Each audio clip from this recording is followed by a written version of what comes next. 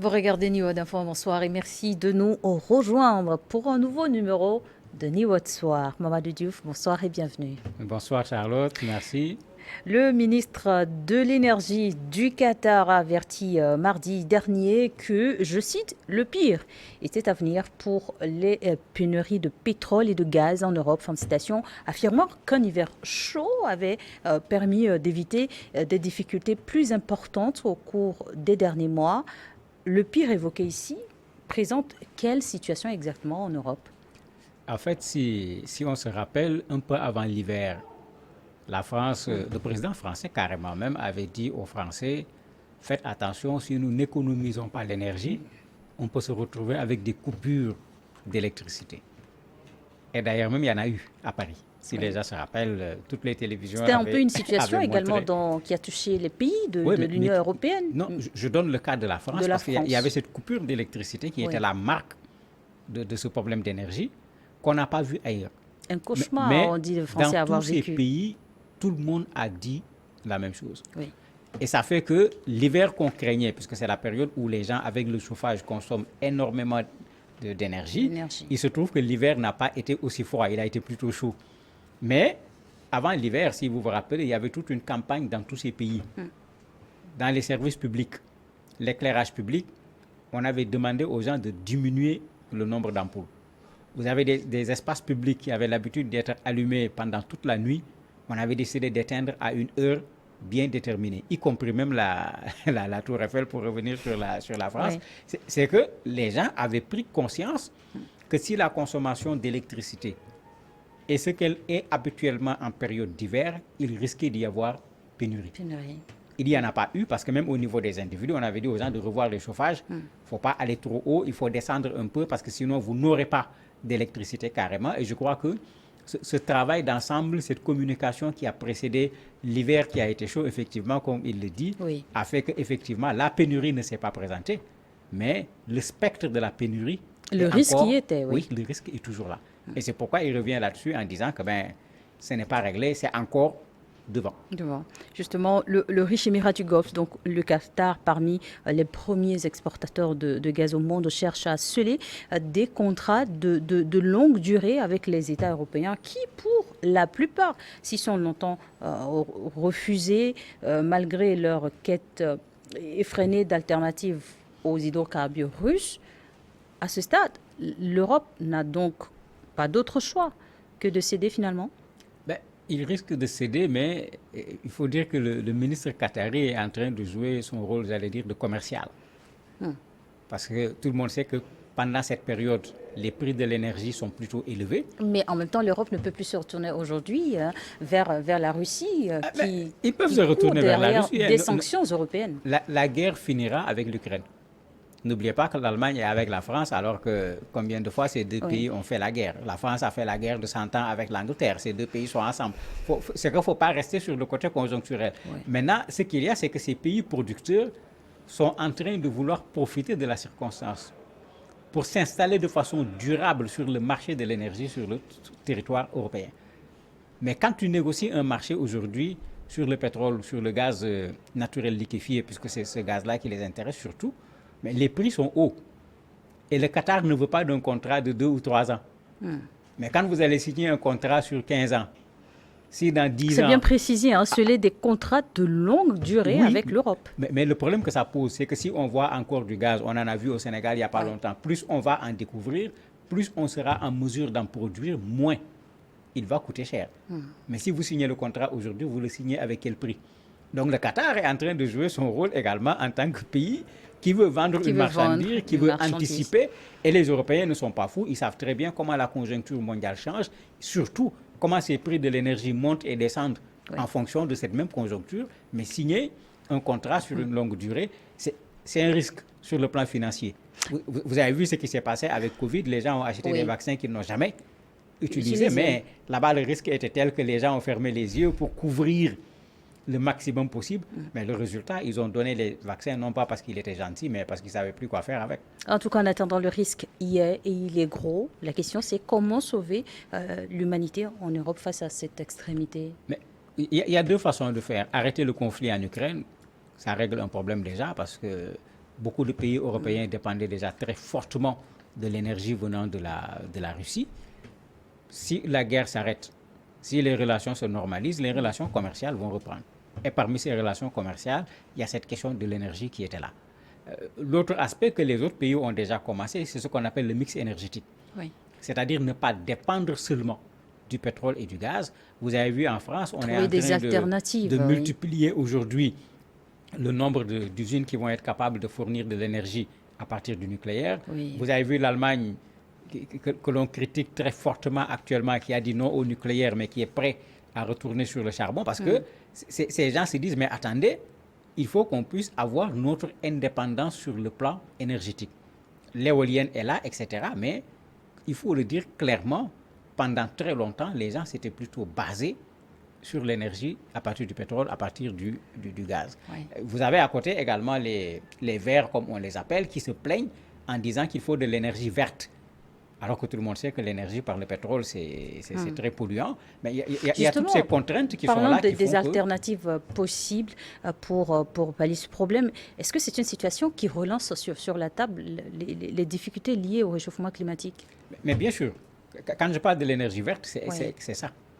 Puisque dans la façon de produire l'énergie. D'un hiver chaud, on se demande, mais depuis quand?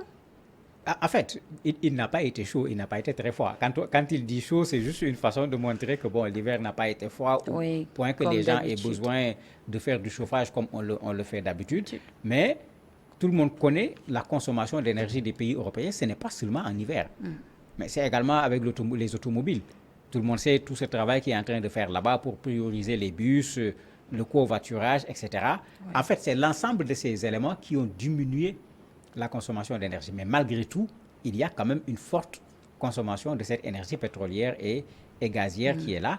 Il faut trouver une source pour remplacer ce que la Russie apportait à l'Europe. Et c'est toute la difficulté. Et c'est là où le Qatar est en train de vouloir s'installer, non pas comme un sapeur-pompier qui vient résoudre un problème et puis repartir, mais ils veulent carrément être une alternative par rapport aux Russes. Et bien sûr, c'est toute une manne qui se cache derrière ce pétrole et ce gaz sur le plan financier. Pénurie d'énergie en Europe, Mamadou Diouf, quelles leçons pour l'Afrique où justement les ressources sont en train de s'épuiser déjà? Mais la leçon, elle est là depuis longtemps. Depuis fort longtemps, on nous a dit, nous avons le soleil. Heureusement, de plus en plus, cette énergie solaire, on la prend au sérieux dans un certain nombre de pays africains, mais pas dans tous les pays africains. Alors que nous n'avons presque pas de jours sans soleil. Donc, on n'a pas de problème. Mais cette énergie, elle est verte. Il y a quelle pollution? Elle coûte combien? Mais ça nous aurait permis de régler un certain nombre de problèmes. La deuxième chose, nous avons des fleuves, et pas des moindres. Et certains parmi ces fleuves, si on utilise cette énergie hydroélectrique, sont capables d'alimenter une bonne partie de l'Afrique. Comme au Togo, ici, le gouvernement a investi pour installer des centres... des barrages hydroélectriques pour pouvoir effectivement même des centres photovoltaïques pour justement... Mais le problème, on ne l'a pas suffisamment fait. Le discours, il est là, mais à la pratique, nous sommes encore fortement dépendants de l'énergie à partir du pétrole. Un pétrole qui est quand même produit également en Afrique. Oui. Bon, regardez la dernière inauguration de Justement, Dangote. J'allais en venir au Nigeria, le richissime homme d'affaires Aliko Dangote, dont son pays qui a inauguré dans ce pays une méga raffinerie de pétrole. Comment avez-vous vécu cette actualité-là? C'est quelque chose qui devait être fait il y a 25 ans. C'est ça la vérité. Imaginez le Nigeria, énorme producteur de pétrole de l'or noir en Afrique. Et au Nigeria, il y a pénurie d'essence. Au Nigeria, il y a des coupures d'électricité parce que la production n'est pas suffisante, parce qu'on n'a pas de carburant pour produire suffisamment d'électricité. C'est pourquoi, au-delà des discours, il faut une véritable volonté politique si on veut régler ce problème énergétique. Et il faut le régler pour les Africains parce qu'aujourd'hui, il n'est pas normal qu'un Africain n'ait pas l'électricité. Et quand je dis n'ait pas l'électricité, il faut qu'il puisse avoir l'électricité à un coût qui répond à son pouvoir d'achat. Parce que sinon, avec le coût, les gens regarderont l'électricité, mais ils n'iront pas vers l'électricité, alors qu'il n'est pas normal qu'un Africain n'ait pas d'électricité aujourd'hui, parce que les moyens sont là. les ressources naturelles permettant d'obtenir le pétrole sont là. C'est la volonté politique qui manque, parce que n'oubliez pas également que ceux-là qui vendent le pétrole ne vont pas nous encourager à aller vers le solaire. Ceux-là qui vendent le pétrole ne vont pas nous encourager à aller vers de l'énergie hydroélectrique, etc. Parce qu'en ce moment, imaginez tout le marché. Il reviendra à chaque qu'ils vont continent perdre. de pouvoir défendre ses acquis. Oui, mais c'est une des choses qui manque en Afrique. On a besoin de solidarité. Regardez cette question d'énergie dont on parle. On parle de l'Europe. Oui. Est-ce qu'ils sont en train de chercher une solution pays par pays? Ils ont essayé ensemble de trouver des solutions. À cette inauguration, Quand c'est justement, arrivé à un certain moment, de- la France était même prête à envoyer un peu d'énergie à l'Allemagne. Alors que la France était en situation également difficile. Mais il faut qu'on raisonne de la sorte. Nous avons un certain nombre de possibilités sur place. Prenez le fleuve Congo. Oui. Mais si on y produit de l'électricité, le Congo la RDC sera incapable de consommer cette électricité. Il faut qu'on puisse l'amener ailleurs. Mais on a déjà l'exemple avec Akosombo, qui n'alimente pas que le Ghana. Mais le Togo, le Bénin également. Le Burkina. Le Burkina aussi. Mais c'est pour dire qu'on a les conditions de nous mettre ensemble, de créer des barrages qui soient des barrages énormes, pouvant produire une quantité intéressante d'électricité, mais qui va pouvoir être distribuée au niveau des pays africains. Il y a l'exemple de l'OMVS qui est là avec la mise en valeur du fleuve Sénégal, où le Mali, la Mauritanie, le Sénégal, etc., se sont mis ensemble pour produire de l'électricité avec les barrages de Diama et de Malantali. Oui. Et après, on se distribue cette électricité, mais il faut qu'on le fasse à plusieurs endroits au niveau du continent. Mais en ce moment, notre dépendance par rapport à cette énergie pétrolière va complètement être réduite et on pourra donner aux populations de l'énergie à un coût qui soit acceptable par rapport au pouvoir d'achat. Revenons-en donc à cette inauguration de raffinerie de pétrole au Nigeria par l'homme d'affaires Aliko Dangote, un projet estimé à 20 milliards de dollars. C'est une solution qui va radicalement changer la donne pour le géant ouest-africain, le Nigeria. Je reviens à ce que je disais. On va vers l'Union africaine, parce que moi je crois que l'Union africaine n'est pas encore là. On va vers le marché africain. Mais il n'a qu'à produire suffisamment d'énergie pour que nous aussi qu'on fasse comme les autres. Qu'on privilégie le marché africain et que les Africains achètent leur carburant en Afrique au lieu d'aller l'acheter ailleurs qu'au niveau du continent. Mais en ce moment, en développant cette méga raffinerie de Dangote, mais cet argent qui quitte le Sénégal, qui part là-bas, qui quitte le Togo, qui part là-bas, mais on pourra dire au moins que l'argent est resté en Afrique. En Afrique. Mais ça veut dire que Dangote pourra le réinvestir dans un autre pays. Oui. Parce que quand il faisait sa raffinerie, il n'est pas dans une logique d'alimenter le Nigeria seulement en carburant, puisqu'il sait que le problème ne se pose pas au Nigeria seulement, le problème se pose également ailleurs. D'ailleurs, là où ils l'ont installé au bord de la mer pour pouvoir évacuer plus facilement ce carburant, montre qu'il est carrément dans le futur. Mais c'est de ces projets qu'on a besoin en Afrique, puisque imaginez quand cette raffinerie va fonctionner normalement. Ça fera travailler combien de personnes au Nigeria? Mais c'est la même chose qu'on doit pouvoir reproduire dans un certain nombre de pays, donnant de l'emploi, créant des activités économiques qui vont être des activités connexes, et l'argent reste sur le continent africain. Mais si on veut se développer, il n'y a pas 14 façons de le faire. Mamadou Diouf, il s'agit de la toute première raffinerie privée de pétrole brut du Nigeria, un pays producteur de l'or noir, on le disait tantôt. C'est un pari réussi? Mais je me dis que c'est trop tôt pour dire que c'est un pari réussi. Il y a eu la SAR au Sénégal, la Société africaine de raffinage, qui était un éléphant blanc, parce qu'on a fait une très grosse raffinerie. À l'époque, le Sénégal, on disait qu'il y a peut-être du pétrole. Finalement, la raffinerie était là et elle ne travaillait pas. Est-ce que la raffinerie pourra obtenir la quantité de pétrole à partir du Nigeria qui lui permette de fonctionner à 100%? C'est important. Est-ce que le Nigeria va continuer à faire venir du carburant de l'extérieur du Nigeria comme ça se fait actuellement? Ça ne serait pas logique et malheureusement, on le voit dans nos pays. On est là avec des productions locales que nous ne favorisons pas. Nous sommes là tournés vers des productions nous venant de l'extérieur, comme le disent les économistes, avec une économie qui est extravertie. Mais si on fait la même chose, ce projet ne donnera pas l'ensemble des fruits qui sont attendus.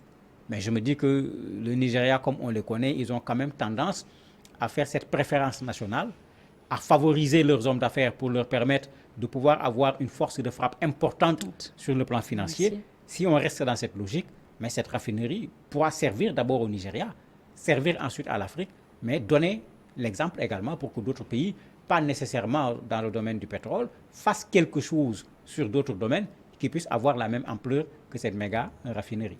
C'est une raffinerie africaine qui pourrait dans les années à venir bien concurrencer les autres raffineries. Mais parfaitement, c'est de la pétrochimie. La pétrochimie, il n'y a pas une affaire de blanc ou de noir.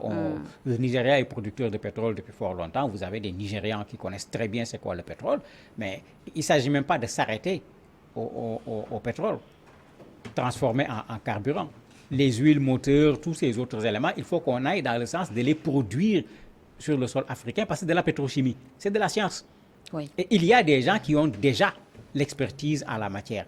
Là où il n'y en a pas, qu'on les fasse partir pour aller apprendre, au lieu de continuer à le faire venir parce qu'on ne peut pas développer le continent en prenant à chaque fois nos ressources, en les faisant sortir, en ne formant pas des compétences sur place pour pouvoir faire le travail sur place. Mais il faut qu'on arrête avec cela. Et cette raffinerie permet déjà d'arrêter un certain nombre de choses. Il faut qu'on continue, qu'on fasse de la pétrochimie, qu'on ne s'arrête pas simplement à produire du carburant pour cette raffinerie-là. Le président nigérian, Muhammadu Buhari, qui arrive donc à la fin de son deuxième mandat, son successeur va être investi dans les prochains jours, a dit, je cite, à l'occasion de cette inauguration, là, le lendemain, ce complexe a la capacité de traiter 650 000 barils de brut par jour, ce qui permettra à notre pays d'atteindre l'autosuffisance en matière de produits raffinés et même d'avoir des réserves pour l'exportation. Fin de citation. Que pensez-vous de ces déclarations? Mais c'est déjà, on parle de souveraineté de nos pays. La souveraineté ne peut pas avoir un caractère politique seulement. La souveraineté doit avoir un caractère économique. Il doit avoir un caractère alimentaire. Il doit avoir un caractère énergétique. Ici, il va y avoir cette souveraineté sur le plan énergétique par rapport au pétrole, par rapport au carburant en particulier, puisque si l'usine tourne à plein régime, effectivement, on n'attendra plus des pénuries au niveau des stations d'essence au niveau du Nigeria. On n'aura plus de problème de coupure d'électricité au Nigeria parce qu'il n'y a pas suffisamment de carburant pour pouvoir faire tourner les turbines qui produisent de l'électricité. C'est déjà un problème de régler pour le Nigeria. Mais un problème de régler pour le Nigeria, c'est un problème de régler pour l'Afrique. Si l'usine est capable maintenant d'en produire encore plus, mais ce surplus peut permettre à d'autres pays de pouvoir résoudre aussi leurs problèmes. Mais si l'expérience est concluante, qu'est-ce qui empêcherait à Dangote, dans le cadre de ce marché africain en construction, d'aller faire encore une méga usine en Angola ou bien au Gabon, parce qu'il y a du pétrole là-bas également, qui sera raffiné sur place, mais permettant aux Africains de pouvoir résoudre leurs problèmes avec des Africains et pas nécessairement avec des gens qui nous viennent du dehors du continent, qui nous font perdre des devises et des emplois. Mais en attendant, Claire, comment les chefs d'État, les dirigeants africains peuvent soutenir le Nigeria dans ce pari? Je me dis que le soutien est déjà là. À l'inauguration, beaucoup de chefs d'État on a vu étaient présents. le Niger, le Togo, le Sénégal, etc. Le Ghana. Pour dire qu'effectivement, chacun de ces pays a compris que voilà ce qu'il nous faut. Puisque on a déjà malheureusement gardé nos frontières, nos petits États, qui ont du mal à fonctionner d'un point de vue économique parce que ne pesant pas grand-chose sur l'économie mondiale. Mais voilà un exemple de ce qu'il nous faut aujourd'hui en Afrique. Mais si vous voulez le faire dans un tout petit pays où la quantité de carburant que vous allez produire avec votre méga raffinerie dépasse même la capacité du pays, vous allez faire quoi avec? Mais c'est pourquoi, je le répète, il faut qu'on aille vers l'Union africaine. Les pays producteurs de pétrole se chargeront de nous fournir en carburant. Les pays qui peuvent servir de grenier pour l'Afrique se chargeront de garantir la souveraineté alimentaire de l'Afrique, etc., etc. Et en ce moment, de l'Afrique à l'Afrique, nous ferons le développement de l'Afrique et tout le monde va y trouver son compte au lieu qu'on continue à faire le développement des autres, à rester nous dans la difficulté. Promouvoir davantage des solutions africaines aux problèmes africains. Tout à fait. Comme je le dis souvent dans cette émission. Merci beaucoup, Mamadou Diouf, d'avoir accepté notre invitation. Je rappelle pour nos téléspectateurs que vous êtes éditorialiste. Merci. Merci à vous également de nous avoir suivis. La suite de nos programmes, c'est tout de suite sur New World Info 1.